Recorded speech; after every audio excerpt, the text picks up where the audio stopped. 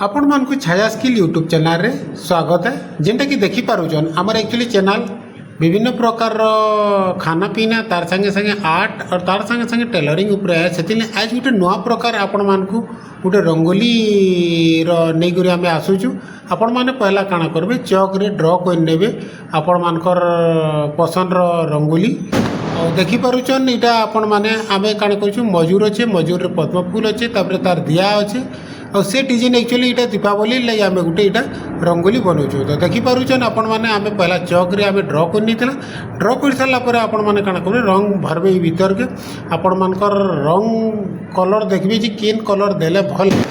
से हिसाब से आपण मैंने कहनी भी रंगोली काटले से आपण मैंने रंग भरी पार्बे तो आज लगे आम स्पेशली एक्चुअली दीपावली इटा करा